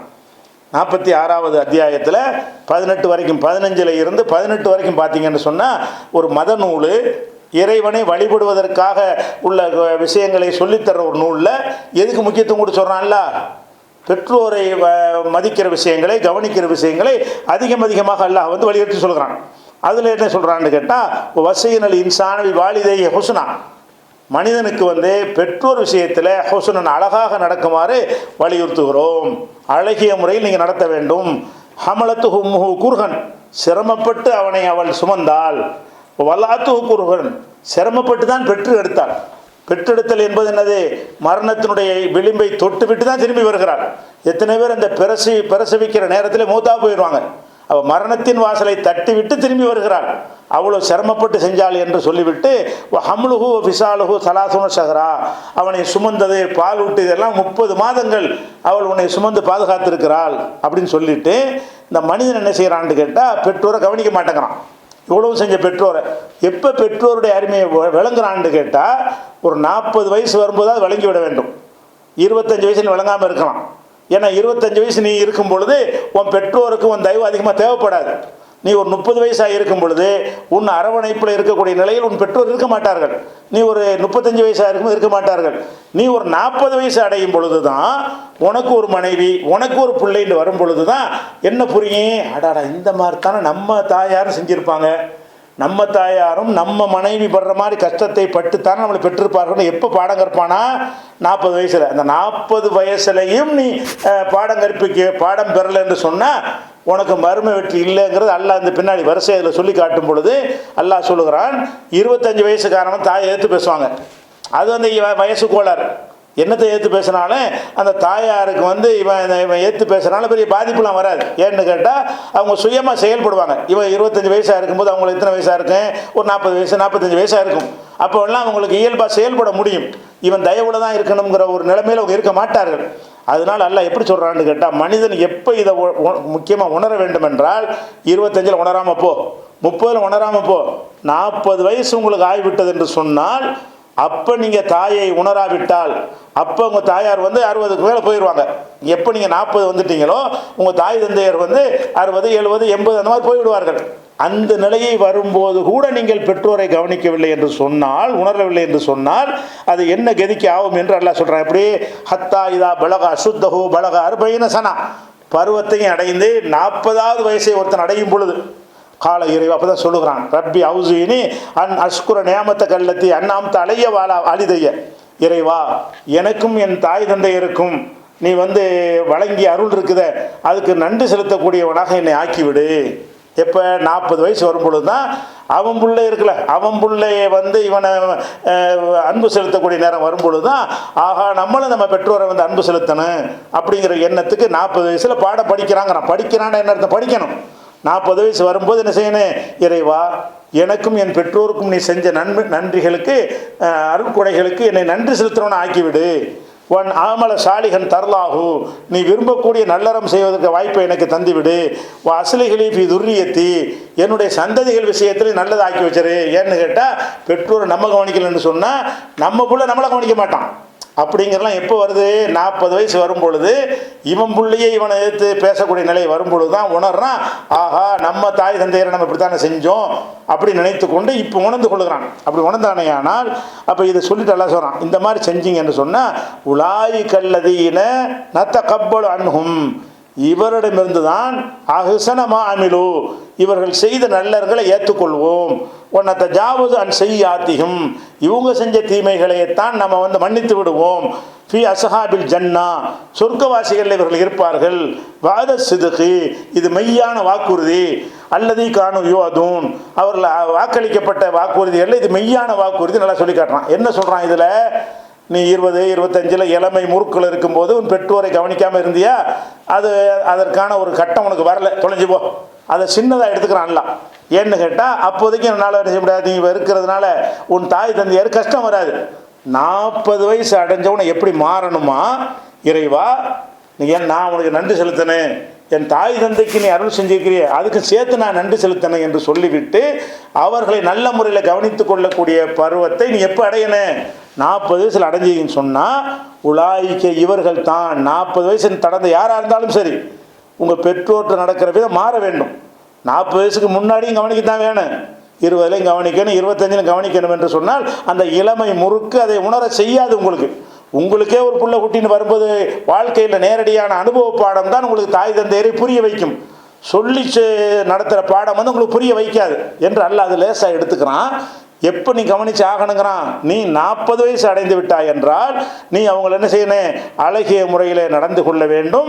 உலாய்க்க, இப்படி நடக்கக்கூடியவர்கள் தான் அல்லது என்ன தகப்பல் அன்ஹும் அஹ்சனமா அமிலு, இவங்க செஞ்ச நல்லறங்களைத்தான் ஏற்றுக்கொள்வோம். இப்படி நடக்காதவன் நல்லறங்கள் ஏற்கப்படாதுன்னு அர்த்தம். நீ 40 வயசுக்கு பிறகு நான் தொழுகிற, இபாதத்து பண்ணுற, ஹஜ்ஜிக்கு போகிற, உம்ரா செய்கிற, வருஷத்துக்கு வருஷம் 4 உம்ரா பண்ணுற, எல்லாம் செய்கிற, ஆனால் உன் பெற்றோரை கவனிக்கலைன்னு சொன்னால் உன்னுடைய நல்லறங்களை ஏற்றுக்கிற மாட்டோம். இதில் அடங்கியிருக்கா இல்லையா? உலாய்க்கல்லதீன நான் தகப்பல் அன்ஹும் அஹ்சனமா அமிலு, இவங்க செஞ்ச நல்ல காரியங்களை இவங்களிடமிருந்து தான் நம்ம ஏற்றுக்கொள்வோம். நத்த ஜாவுசன் செய்யாத்தியும், இப்படி 40 வயசுக்கு பிறகு பெற்றோரை கவனிக்கிறான் பாருங்க, அவனுடைய தீமைகளைத்தான் நம்ம மன்னிப்போம். ஃபி அஸ்ஹாபில் ஜன்னா, இவங்க தான் சொர்க்கவாசிகளில் இருப்பார்கள். வாத சிதுகி, இது மெய்யான வாக்குறுதி. அல்லது காணு யோதூன், இவர்கள் வாக்குறுதி அளிக்கப்பட்ட வாக்குறுதிகளே மெய்யான வாக்குறுதியாகும் நல்லா சொல்கிறான்னு. இது எதை காட்டுது? 40 வயசு அடைந்த ஆண்கள் பெண்கள்லாம் இருப்பீங்க, அதுக்கு முன்னாடி எப்படி இருந்துட்டு போங்க. 40 வயசு அடையும் போது உங்கள் பெற்றோர்கள் உங்கள் தயவில் தான் இருக்க வேண்டுங்கிற நிலைக்கு வந்து விடுவார்கள். உங்கள் சப்போர்ட் இல்லாமல், உங்கள் ஆதரவு இல்லாமல் இருக்க முடியாது. பெரும்பாலும் 1-2 விதிவிலக்காக இருக்கலாம். பெரும்பாலும் உங்களுக்கு 40 வயசு அடையும் பொழுது உங்கள் பெற்றோர்கள் உங்கள் அரவணைப்புக்கு ஏங்குவார்கள், உங்கள் அன்புக்கு ஏங்குவார்கள், உங்களுடைய உதவிக்கு ஏங்குவார்கள், உங்களுடைய கரிசனத்துக்கு ஏங்குவார்கள், உங்களுடைய கவனிப்புக்கு ஏங்குவார்கள். அப்போ இதெல்லாம் உங்களுக்கு தேவைப்படுற அந்த நேரத்தில் நீங்கள் கவனிக்க தவறினால் உங்கள் நல்லறங்கள் ஏற்கப்படுமான்னு சொல்ல முடியாது, உங்கள் தீமைகள் மன்னிக்கப்படுமான்னு சொல்ல முடியாது. அப்போ எதுக்காக நம்ம இந்த இஸ்லாத்தில் இருக்கிறோம்? இந்த இஸ்லாம் மார்க்கத்தை நம்ம இருப்பது எதுக்காக வேண்டி? இந்த உலகத்தை நல்லா இருக்கிறதுக்காக வேண்டியா? இல்லை, இந்த வாழ்க்கைக்கு பிறகு இன்னொரு வாழ்க்கை இருக்கிறது. அங்கே அல்லாஹ் கேள்வி கேட்பான், எதுக்கு நீங்கள் தொழுவுறீங்க? ரமலான் மாதத்தில் உட்காந்து எதுக்கு அந்த நிகழ்ச்சியெல்லாம் பார்த்துட்டு இருக்கிறீங்க? எதுக்கு நோன்பு வைக்கிறீங்க, பட்னியாக கிடக்குறீங்க? எல்லாம் எதுக்காகத்தான்? என்னுடைய இறைவன் இதெல்லாம் கடமையாக்கியிருக்கிறான், இதை செஞ்சால் தான் நான் தப்பிப்பேன். அதான காரணம். இதை செஞ்சால் தான் தப்பிப்பேன் என்பதற்கு செய்கிற நீங்கள் உங்கள் பெற்றோர் விஷயத்தில் நீங்கள் ஒழுங்காக நடக்கலைன்னு சொன்னால் அங்கே லாசாயிருன்னு நல்லா சொல்கிறானே, இவங்களுக்கு மெய்யான சொர்க்கத்துக்கு போக முடியாதுங்கிற கருத்து அடைக்க சொல்கிறானே. அப்போ அந்த ஒரு விஷயத்தை என்ன செய்யணும்? சிந்தித்து பார்க்க வேண்டும். இது ஒரு மேட்ரு. அது அதே மாதிரி இன்னொரு இடத்துல 6வது அத்தியாயத்தில் 151வது வசனம், இதில் அல்லாஹ் என்ன செய்கிறான்னு கேட்டால் உங்களுக்கு என்னென்ன விஷயங்கள்லாம் ஹராமாக இருக்குது, உங்களுக்கு தடுக்கப்பட்ட காரியங்கள் என்னென்ன என்று ஒரு சின்ன லிஸ்ட்டு போடுறான். நிறைய காரியங்கள் இருக்கிறது. இந்த வசனத்தில் ஒரு சிறு லிஸ்ட்டு போடுகிறான். தடுக்கப்பட்ட காரியம், குல் நபியை நீங்கள் சொல்லுங்கள், தாலோ வாருங்கள், எல்லா மக்களையும் கூப்பிடுங்க, வாருங்கள், அத்துலுமா ஹர்ரம ரப்புக்கும் அழைக்கும், உங்கள் இறைவன் உங்களுக்கு எதையெல்லாம் ஹராமாக்கி இருக்கிறான், எதையெல்லாம் தடை செய்திருக்கிறான் என்பதை உங்களுக்கு நான் ஓதி காட்டுகிறேன், வாருங்கள் என்று எல்லாம் கூப்பிட சொல்கிறான். எல்லா மக்களையும் கூப்பிட்டு என்னென்னலாம் நீங்கள் செய்யக்கூடாது, என்னென்ன செய்கிறது உங்களுக்கு ஹராமு, என்பதை சொல்லும் பொழுது அல்லாஹ் துஷ்ரிகு பிஹி ஷைஆ, அல்லாஹ்வுக்கு நீங்கள் இணை கற்பிக்க கூடாது. அதான் இணை கற்பிக்கிற ஹராம்னு அர்த்தம். அல்லாஹ்வுக்கு நீங்கள் இணை கற்பிக்க கூடாது. அதான் இணை கற்பித்தல் என்பது அல்லாஹ் உங்களுக்கு ஹராமாக்கிய ஒரு விஷயம். ஃபர்ஸ்ட் அதை சொல்லிடுறான். ஒபில் வாலிதைனி இஹ்சானா, உங்கள் பெற்றோரை அழகான முறையில் கவனித்து கொள்ளுங்கள். அப்போ அழகான முறையில் கவனித்து கொள்ளாமல் இருப்பது ஹராம். அழகான முறையில் கவனித்து கொள்ளுங்கள் என்று சொல்லிவிட்டு எதில் இது எல்லாம் சொல்கிறான், உங்களுக்கு ஹராமானதை பட்டியலிடுகிறேன்னு சொல்லிட்டு சொல்கிறான். அதில் சொல்லும்போது பெற்றோரை கவனிங்கிறான். அப்போ கவனிக்காத தவறினால் அவன் ஹராமை செய்கிறான். பெற்றோருக்கு கவனிக்க தவறிவிட்டார்கள் என்று சொன்னால், அழகான முறையில் அவங்களை உபசரிக்கவில்லை என்று சொன்னால் அவன் ஹராமை செய்கிறான். வேறு விஷயங்கள், உலா தக்துரு அவுலாதக்கும் மின் இம்லாக், வறுமையின் காரணமாக உங்கள் பிள்ளைகளை கொல்லாதீங்க. அப்படி ஒரு பழக்கம் அந்த காலத்தில் இருந்துச்சு. அதை கொல்லாதீங்க. நகனு நறுசுக்கும் ஐயாகும், உங்களுக்கு அவங்களுக்கு நாம தான் உணவளிக்கிறோம். வலா தக்கர்புல் ஃபவாஹிஷ, அருவருக்கத்தக்க காரியங்களை நெருங்காதீர்கள். மா லஹர மின்ஹா மா பத்தன், அதில் வெளிப்படையாக தெரிவதையும் அந்தரங்கமாக இருப்பதையும் நெருங்கி விடாதீர்கள். வலா தக்துல் நஃப்ஸல்லத்தி ஹர்ரமல்லாஹு இல்லா பில் ஹக், அல்லாஹ் ஹராமாக்கி இருக்கிற அந்த கொலையை செய்து விடாதீர்கள். தாலிக்கும் வஸ்ஸாக்கும் பிஹி, இதை அல்லாஹ் உங்களுக்கு வசியத்து செய்கிறான், வலியுறுத்தி சொல்கிறான். லஅல்லக்கும் தாக்கிலும், நீங்கள் விளங்கி புரிந்து நடந்து கொள்வதற்காக என்று. இது 6வது அத்தியாயத்தில் 151வது வசனத்தில் அல்லாஹ் சொல்லி காட்டுகிறான். அப்போ இதில் என்ன வருது, அதாவது இப்போ இந்த பெற்றோரை கவனித்தல் என்கிற விஷயத்தை ஒருத்தன் தவறு செஞ்சான்னு சொன்னால் அவன் ஹராமை செய்கிறான். நம்ம ஹராம் விஷயத்தில் எவ்வளோ பேணுதலாக இருக்கிறோம். உங்களுக்கு எந்த ஒரு கஷ்டம் வந்தால் நீங்கள் பன்றி சாப்பிடுவீங்களா? ஹராமு. நாய்க்கறி பிரியாணி சாப்பிடுவீங்களா? அது ஹராமு. சாராயம் குடிப்பீங்களா? ஈமான் உள்ளவன் இறையச்சம் உள்ளவன் குடிக்க மாட்டான், ஹராமுங்கிறீங்கல்ல. அப்போ வட்டி வாங்குவீங்களா? வாங்க மாட்டீங்களா? இதெல்லாம் ஹராம் தானே. இதெல்லாம் எப்படி ஹராம்னு நினைக்கிறீங்களோ அதே மாதிரி உங்கள் பெற்றோரை நீங்கள் நோவினைப்படுத்துகிற ஹராம், உங்கள் பெற்றோரை தொல்லைப்படுத்துறது ஹராம், அவங்கள மனம் கூண செய்வது ஹராம். அப்போ ஹராமாக அல்லாக்கி இருக்கிற ஒரு விஷயத்தை செய்துவிட்டு நம்ம எப்படி மறுமையில் வெற்றி பெற முடியும் என்பதை நம்ம சிந்திக்க வேண்டும். அதே மாதிரி இதே கருத்துப்பட 29வது அத்தியாயத்தில் 8வது வசனத்தில் சொல்லும்போது அல்லாஹ் சொல்கிறான், இப்போ வசைனல் இன்சானவி வாலிதை ஹுஸ்னா. இதெல்லாம் ஒரு மத நூல், வேத நூலுங்க. இதில் அல்லாஹ் பற்றி வணங்குறது சொன்னால் போதும். ஆனால் அல்லாஹ் என்ன செய்கிறான்னு கேட்டால் பெற்றோருக்கு இவ்வளோ வசனங்களை ஒதுக்குறான். இப்போ வசைனல் இன்சானவி வாலிதை ஹுஸ்னா, பெற்றோருக்கு நீ அழகாக நடந்துக்கன்னு உன்னை வலியுறுத்துறேன். ஒரு விஷயத்துக்கு எத்தனை சூறாவில் எத்தனை இடத்துல திரும்ப திரும்ப அல்லாஹ் சொல்லி காட்டுகிறான், வலியுறுத்துகிறேன். ஒயின் ஜாகதாக்க, உன்னை அவர்கள் வற்புறுத்துவார்கள் என்று சொன்னால், லி துஷ்ரி கபி மா லைசில கபி இல்முன், உனக்கு இல்மு இல்லாத ஒன்றை இணை வைக்குமாறு வற்புறுத்துவார்கள் என்று சொன்னால், பலா துதிஹுமா, அவங்களுக்கு கட்டுப்படாத, இளைய மர்ஜிவுக்கும், என்னிடத்தில் தான் உங்களுடைய மீளுதல் இருக்கிறது என்று அதனையும் எல்லாம் சொல்லி காட்டுகிறான். அதே மாதிரி 2வது அத்தியாயத்தில் 215வது வசனத்தில் முக்கியமான விஷயத்தை சொல்கிறான். நம்ம காசு பணத்தை செலவழிக்கிறோம். இந்த காசு பணத்தை நீங்கள் உங்களுடைய மனைவி மக்களுக்கு நல்ல தாராளமாக செலவு செய்கிறீங்க. பெற்றோருக்கு செய்யும்போது கணக்கு பார்க்குறீங்க. நிறைய பேர் நம்ம பார்த்துருக்கோம். பெற்றோருக்கு செய்கிற விஷயத்தில் என்ன செய்வாங்க, வயசான ஆள் தானே, அவருக்கு என்ன இருக்குது, அந்த மாதிரி என்ன செய்யணும். செலவழிக்கிற விஷயத்தில் ரொம்ப பெற்றோருக்கு செய்கிற விஷயம் மட்டும் தாய் தந்து மனைவி மக்களுக்கு செய்கிற மாதிரி பெற்றோருக்கு பிரச்சனை இல்லை. எல்லாத்துலேயுமே சிக்கனமாக எல்லாத்துலேயும் கம்மியாக செலவு பண்ணுறது ஒருத்தனை பழக்கமாக இருந்தால் அது ஒரு கணக்கு. இவன் ஊர் உலகத்துக்கெலாம் அள்ளி நல்லா கொடுப்பான். நல்ல பள்ளி வாசலாக இருந்தால் 5 லட்சம் வச்சு கேட்பான். அனாதை நிலையமாக அந்த 1 லட்சம் வச்சுக்கேன்னு சொல்லுவான். அதே மாதிரி தன்னுடைய சொந்த பந்தங்களை மனைவி மக்களுக்குலாம் அள்ளி என்ன செய்வான், கொடுப்பான். பெற்றோருக்கு வரும்போது மட்டும் என்ன செய்வான்னு கேட்டால் இருக்கிறதுலே பழைய அட்டு பிடிச்ச அந்த ஆடைகள் எடுத்துக்கொண்டாந்து கொடுப்பான். சாவப்புற கட்டை தானே அப்படின்னு சொல்லுவான். அப்போ இந்த பெற்றோர் விஷயத்தில் செலவழிக்கிற இதில் ரொம்ப ஒரு கணக்கு பார்க்கக்கூடிய தன்மை மனுஷனுக்கு இருக்கிறது. இதை பற்றி ரசூலுல்லாஹ் காலத்தில் சில பேர் நாங்கள் கேட்குறாங்க, நாங்கள் எதை செலவழிக்கிறது, கேள்வி என்ன, அலுவனக்க மாதா யுன்ஃபிகூன், நாங்கள் என்ன செலவழிக்கிறேன்னு கேட்குறார்கள். யாருக்குன்னு கேட்கல, கேள்வி என்னது, என்ன செலவழிக்கிறேன். நாங்கள் 1 லட்ச ரூபா சம்பாதிக்கிறோம், அதில் அம்புட்டை செலவழிக்கணுமா, பாதி செலவழிக்கணுமா, காவாசி செலவழிக்கணுமா, 10% செலவழிக்கணுமா, என்ன செலவழிக்கணும் என்று கேட்கிறார்கள். அலுவனக்க மாதா யுன்ஃபிகூன், எதை செலவழிப்பது என்று கேட்கிறார்கள். அதுக்கு அல்லாஹ் பதில் சொன்னான், குல் நபியை நீங்கள் சொல்லுங்கள், எதைங்கிறது பிரச்சனை இல்லை, யாருக்கு தான் பிரச்சனை. குல் மான் ஃபக்து மின் ஹைரின், நல்ல பொருளாதாரத்தை நீங்கள் செலவழிப்பீர்களே ஆனால் ஃபலில் வாலிதைனி, பெற்றோருக்கு செலவு செய். அது கொஞ்சமோ ரொம்பவோ. முதல்ல செலவு என்ன இருக்குது, அம்மாவுக்கு என்ன வேணும், அம்மாவுக்கு ஒரு தனி ரூமு, வசதி இல்லாத காலத்தில் குடிசையில் இருந்திருப்பீங்க, இவ சம்பாரிச்சிட்டீங்க. அம்மா சந்தோஷமாக இருப்பதற்கு என்ன செய்யணும், அவங்களுக்கு ஒரு அறை, அவங்களுக்கு ஒரு கட்டில், அவங்களுக்கு ஒரு மெத்தை, அவங்களுக்கு தேவையான உபகரணங்கள், அந்த மாதிரி எல்லாம் செலவழிக்கிறது போனால் உங்கள் அம்மாவுடைய தேவைகளுக்கு என்னென்ன இருக்குது அதை செலவழிக்கணும்னு எல்லாம் சொல்லி காட்டுறான். எதை செலவழிக்கிறன்னு கேள்வி கேட்குறாங்க.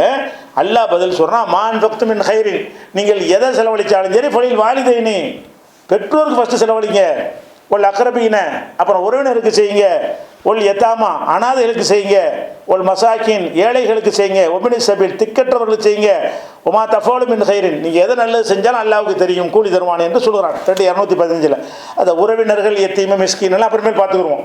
பெற்றோர் விஷயங்கள் அடங்கி இருக்கிறது. அப்போ எதை செலவழிக்கணும்னு கேட்கும் பொழுது ஒவ்வொரு மனிதன் தன்னுடைய செலவீனங்களில் எதை கவனிக்க வேண்டும் என்றால், நம்ம செலவீனத்தில் அம்மாவுக்கு முதல்ல என்னென்னு சொல்லுங்கள், உங்களுக்கு என்னென்ன குறைகள் இருக்கிற சொல்லுங்கள், உங்களுக்கு என்னென்ன மாதிரி வசதிகள் தேவைன்னு சொல்லுங்கள். சக்திக்கு உட்பட்டு உங்கள்கிட்ட சக்தி இருக்கும் என்று சொன்னால் உங்கள் சக்திக்கு உட்பட்டு ஊர் உலகத்துக்கு செய்கிறதுக்கு நிறைய செய்கிறீங்க. அம்மா அத்தாவை பற்றி உங்களுடைய பார்வை என்ன வந்துடுதுன்னு கேட்டால், அது சாவப்புற கட்டை இப்படிங்கிற ஒரு மைண்ட் செட்டு மனுஷன்ட்ட இருக்கிறது. சாவப்புற கட்டையாக இருந்தாலும் நீ சாவப்புற கட்டையாக இருக்கும்போது நீ ஆசைப்படுவேன். அந்த மாதிரி விளங்கி கொள்ளணும். எந்த வயசுக்கு போனாலும் மனிதனுடைய அந்த எதிர்பார்ப்பு ஆசைகள் எல்லாம் குறையாது. அப்போ நீங்கள் என்ன செய்யணும், பெற்றோர்கிட்ட உங்களுக்கு என்னமா வேணும் சொல்லுங்கள், எல்லாம் செஞ்சு தர்றோம் என்று கேட்டு அவங்களுக்கு முன்னுரிமை கொடுங்கள் என்பதை அல்லாஹ் 2:215 சொல்லுகிறான். இப்படி பெற்றோருடைய உரிமைகள் இன்னும் ஏராளமாக இருக்கிறது. இன்ஷா அல்லாஹ் அடுத்தடுத்த நாட்களில் நம்ம என்ன செய்வோம் பார்த்து பெற்றோரை மதித்து சொர்க்கத்துக்கு செல்லக்கூடியவங்கள நம்ம மாறணும். அதை இன்ஷா அல்லாஹ் அடுத்த நாளைய தினம் இதன் தொடர்ச்சியை பார்க்கலாம். அஸ்ஸலாமு அலைக்கும்.